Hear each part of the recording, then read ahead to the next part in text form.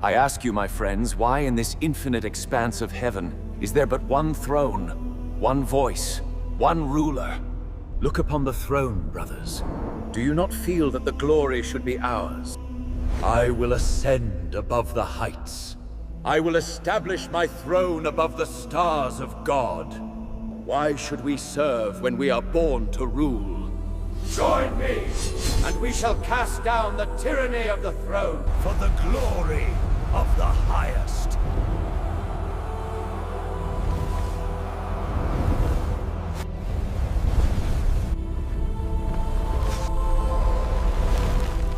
Your beloved creation will be mine. I will corrupt everything you love.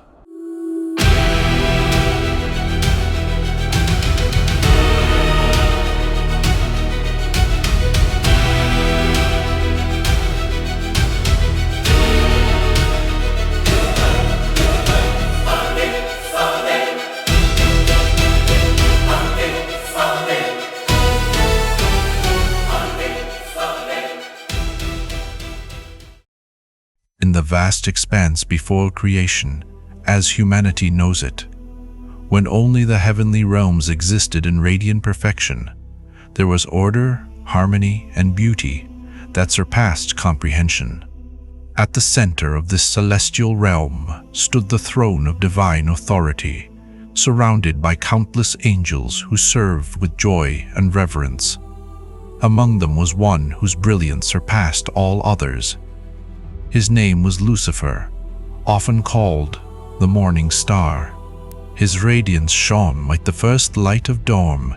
His voice carried melodies that filled heaven with worship, and his appearance reflected both power and beauty.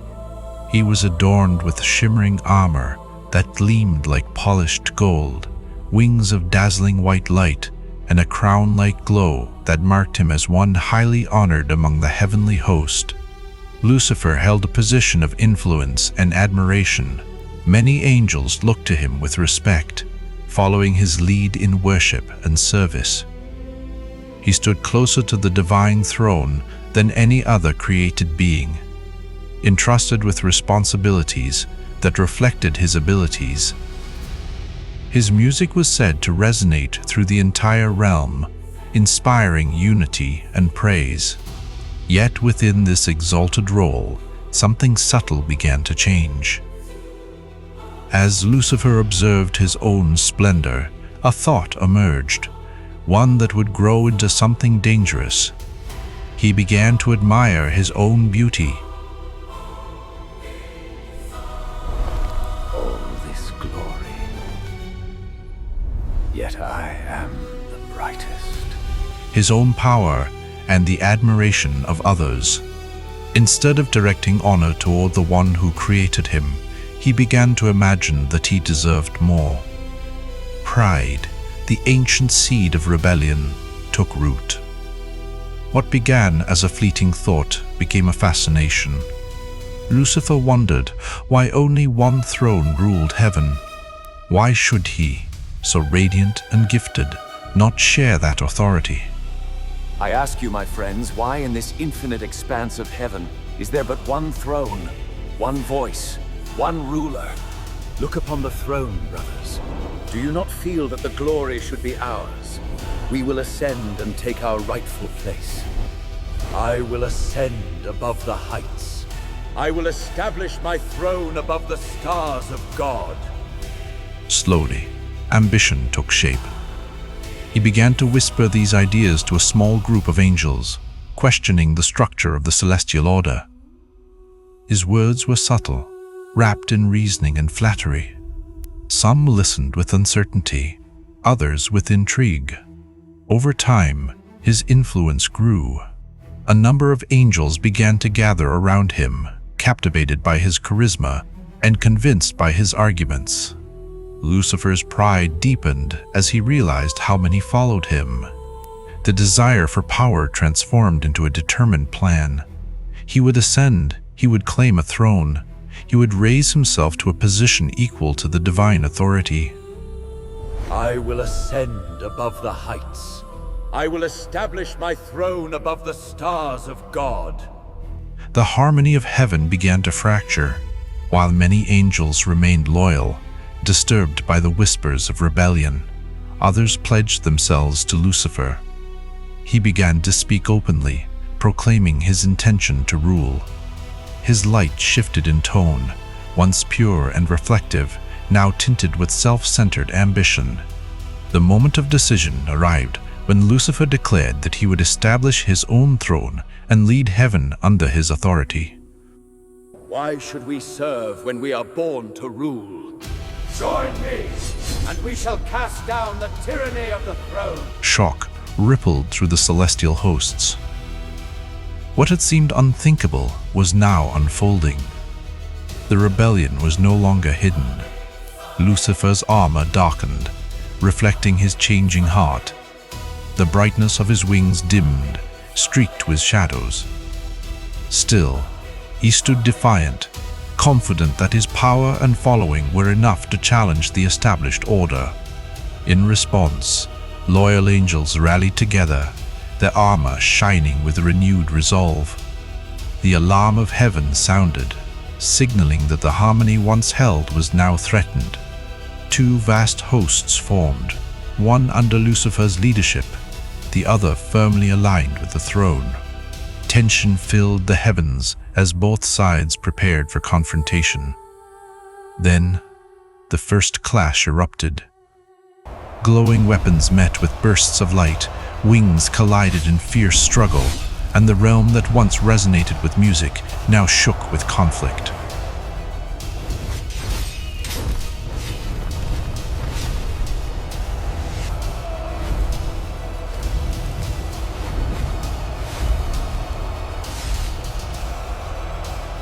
Lucifer, fueled by pride and ambition, rose above the battlefield, gathering dark energy that radiated outward.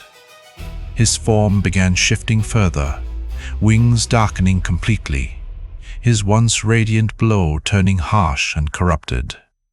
The battle intensified. Loyal angels resisted, strengthened by the authority they served. The foundations of heaven trembled, structures of crystalline light cracked, and the splendor of the realm appeared to fracture under the strain. Lucifer unleashed waves of power, pushing back the loyal host, believing victory was within his grasp. Yet the rebellion reached a critical turning point when a colossal radiant presence manifested above the battlefield. The light was overwhelming, pure and undeniable, symbolizing the unchallenged authority that Lucifer sought to overthrow. This divine response rallied the loyal angels and shifted the momentum. A beam of radiant power descended, striking Lucifer and halting his advance. His followers faltered as waves of divine force scattered them. The prideful angel who believed he could ascend above the throne now found himself overwhelmed. His transformation accelerated. His skin took on a red, fiery tone, horns emerged where his halo once glowed, and his wings became tattered and scorched. His appearance reflected the internal corruption that pride had produced. The final act of judgment came swiftly. A powerful surge of divine light struck Lucifer, casting him out of heaven. He plunged downward, falling helplessly through clouds, flames igniting around him as he descended into darkness. His rage echoed across the abyss, but it could not alter his fate. He had chosen rebellion, and now he faced the consequence. The moment of his fall marked a permanent separation. No longer the morning star, he became something entirely different. His identity shattered. He was no longer known by the name associated with beauty and light. He was now identified by a title reflecting opposition and darkness: Satan, the adversary. His fall concluded with a violent impact deep within a shadow-filled abyss. The last traces of heavenly light faded as darkness closed around him. Rising from the fiery crater, he stood transformed. His once glorious form now reflected rebellion and corruption. Red skin marked with cracks of molten glow, black horns curved with jagged edges, glowing red eyes filled with hatred, and wings torn and burned. The abyss around him shifted in response. Molten rivers formed, volcanic structures rose, and a fiery landscape took shape. What had been a void transformed into a realm of heat and shadow. Lucifer, now fully Satan, climbed a jagged throne formed from blackened stone and fire.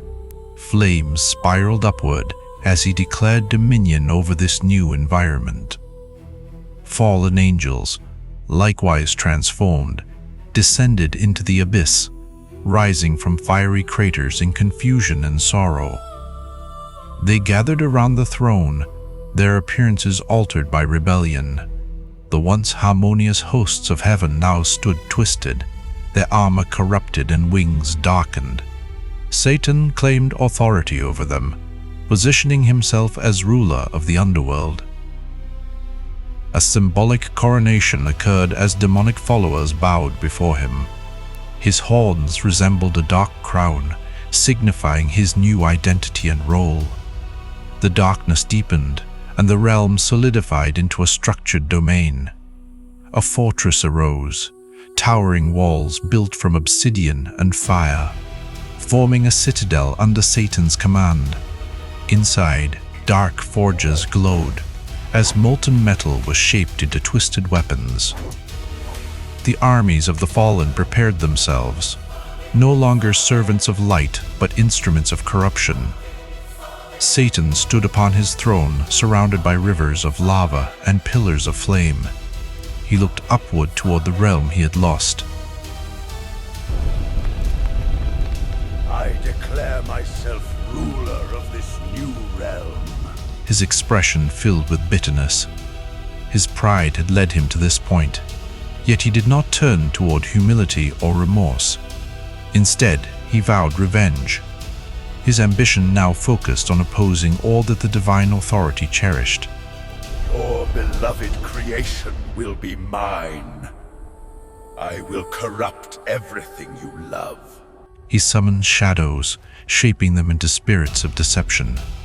He forged the concept of temptation, seeking to influence and corrupt rather than directly confront.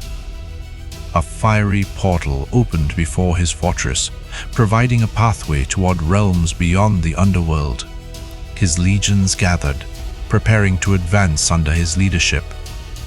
Satan stepped forward, entering the portal with determination. The journey led him into a dark void between realms. His goal was clear: to spread corruption and challenge the divine order indirectly by influencing creation. With the establishment of his kingdom of darkness, a new chapter began. The once radiant morning star had become the ruler of a fiery realm shaped by pride and rebellion. His story stands as a profound illustration of the consequences of elevating self above purpose, of seeking power rather than embracing the role given. Scholars, theologians, and believers have reflected on this narrative for centuries, drawing lessons about pride, obedience, ambition, and the nature of good and evil. The fall of Lucifer symbolizes the danger of forgetting one's origin and purpose. It shows how beauty and gifting, when turned inward, can become destructive. It also demonstrates that authority rooted in goodness cannot be overthrown by prideful ambition. The heavenly realm remained intact, restored in harmony, while the underworld reflected the destructive nature of rebellion. The narrative invites reflection on themes of loyalty, identity, and humility. It poses questions that resonate through history. What happens when ambition blinds one to truth? What becomes of a being who refuses to accept their rightful place? How does pride transform not only appearance, but the essence of character? In the end, the story of Lucifer's rise and fall serves as a cautionary tale. The once admired morning star, whose light inspired awe, became the embodiment of opposition and darkness through his own choices. His transformation into Satan marks the tragic result of rebellion against the very source of life and order. His kingdom, forged in fire and shadow, stands as a reminder that greatness disconnected from purpose leads not to fulfillment, but to ruin. The heavenly realm continued in unity, while Satan ruled over a domain shaped by his own rebellion.